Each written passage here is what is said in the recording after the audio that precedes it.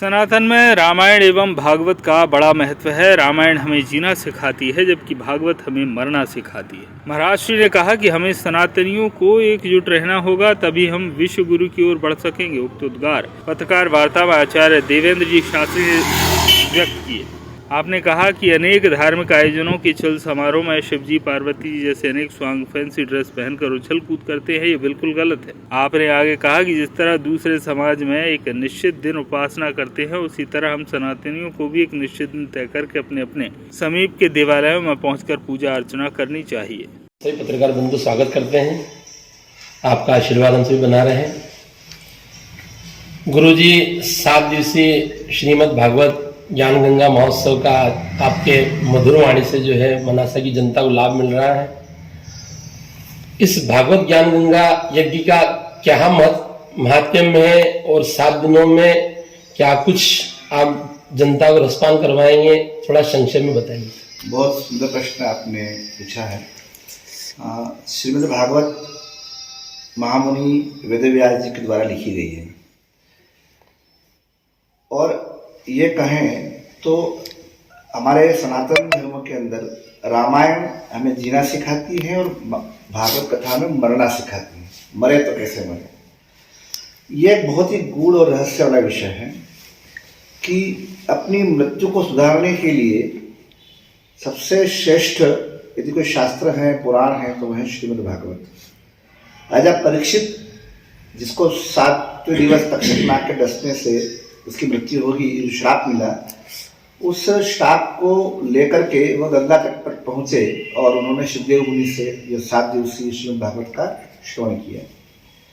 एक बहुत सुंदर श्लोक है कि सदा सेव्या श्रीमद् भागवती कथा यस्याह श्रवण मात्रेण हरिश्चित्तम समाश्रयेत।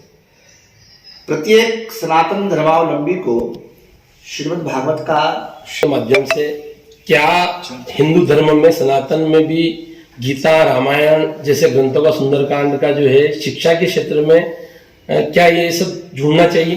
बहुत उत्तम प्रश्न है। ये समझ लीजिए कि आपने मेरे मन का प्रश्न पूछ लिया। गीता में एक बहुत सुंदर श्लोक है, सर्वधर्मान् परित्यज्य मामेकं शरणं व्रज। सभी धर्मों को छोड़ करके सनातन का आश्रय ग्रहण करना चाहिए। और जिस प्रकार मदरसों में या चर्च में सब में अपने अपने धर्म को किस प्रकार पालन करें उसकी शिक्षा दी जाती है, ठीक उसी प्रकार हमारे सनातन धर्म के अंदर भी ये श्रीमद् भागवत, रामायण, महाभारत, ये जो शास्त्र हैं, इनसे जुड़ने की प्रेरणा हमें अपने बच्चों को अनिवार्य रूप से देना ही चाहिए। जब तक आप शास्त्र से नहीं जुड़ेंगे तब तक आपको उस शास्त्र की महत्ता और सनातन धर्म का जो विस्तार है, महासागर है, उससे जुड़ने का अवसर नहीं मिलेगा। हम अभी तक अपने बच्चों को बता नहीं पाए हैं कि हमारे शास्त्र कितने हैं, क्या उसकी मर्यादा है, और नहीं हम अपने बच्चों को कभी प्रेरणा देते हैं। अब समय आ गया, संक्रमण काल है। देखिए, मैं बहुत, आप पत्रकार बंधु हैं, आप निज सामयिक विषयों को उठाते रहे हैं और आप समझते हैं कि अभी जो वर्तमान में भारत के अंदर जो संक्रमण काल चल रहा है, जब सनातन धर्म अब अपने उत्थान और वैभव की ओर बढ़ रहा है, तो ऐसे क्षणों में हमें अपने बच्चों को विशेष रूप से कथा से जोड़ने का प्रयास करना ही चाहिए कि बच्चे भी कथा से जुड़े और उनको अपने अपने देवताओं के बारे में, हमारी जो देवियाँ हैं उनके बारे में, हमारे जो शास्त्रों की क्या मर्यादा है, क्या नीति है, क्या नियम है, उनके बारे में उनको जानकारी मिले। मैं बहुत संक्षिप्त में आपके इस प्रश्न को थोड़ा विस्तारित करना चाहूँगा कि ऐसा ही हमने एक प्रकल्प झाबुआ जिले के पेटलावद में शुरू किया जी। वहाँ पे हम आदिवासी, आपने सुना होगा कि आदिवासी क्षेत्रों में चर्च का बहुत बड़ा आक्रमण हुआ।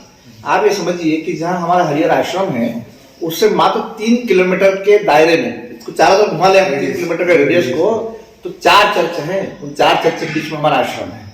और हम इतने, मुझे लोगों ने कहा, मुझे अपने जो मेरे जो निकटतम रिश्तेदार थे या मुझसे जुड़े हुए लोग थे, उन्होंने कहा कि आप क्या कर रहे हो, आप तो बारूद के ढेर पे जाके बैठ रहे हो, आपको चर्च वाले छोड़ेंगे नहीं। मैंने कहा कि मैं उसकी चिंता नहीं करता, ठाकुर जी ने जो लिखा है वो तो होना ही है, लेकिन मुझे अपने कर्तव्य को निभाना है। तो मैं उन 4 चर्चों के बीच में हमने आश्रम का चयन किया है। हमारे स्वावलंबी कार्यकर्ता श्रावण महीने में विशेष रूप से एक महीना में वहाँ पूरा एक महीना रहता हूँ, 12 महीने में से एक महीना वहाँ देता हूँ। और पूरे श्रावण मास में तुम्हें व्यासगण हैं और जितने हमारे संतगण हैं, आदरणीय महापुरुष हैं, मैं उन सबसे भी यदि मेरी बात आपके इस मीडिया के माध्यम से पहुंच रही है तो मैं जरूर निवेदन करूंगा। देखिए, मैं आदेश तो कहने के मतलब बहुत छोटा हूँ, बालक भाव है मेरा, लेकिन मैं उन सबके चरणों में प्रणाम करते हुए निवेदन करूंगा कि वे अवश्य अपने अपने मन से इस बात का कड़ाई से आह्वान करें कि आने वाले समय में कम से कम अपने सनातन को हमें परम वैभव तो ले जाना है। यदि हम ये कल्पना करते हैं कि हम भारत को विश्वगुरु बनाएंगे तो विश्वगुरु कहने से नहीं बनेगा। विश्वगुरु बनाने के लिए और उसको प्रतिपादित करने के लिए हमको अपने नियमों में थोड़ी कड़ाई लाना होगी। हमारा हिंदू समाज, हमारा धर्म इतना लचीला है कि यहाँ कोई कुछ भी मजाक कर जाता है और हुड़दंग कर जाता है और हम कुछ बोलते नहीं, हम मुक्त दर्शक होकर के देखते रहते हैं। अब ऐसा नहीं चलेगा। अब मुक्त दर्शक होने की नहीं, अब कड़ाई से प्रतिरोध करने की आवश्यकता का समय आ गया है। मनासा से शब्बीर हुसैन की रिपोर्ट।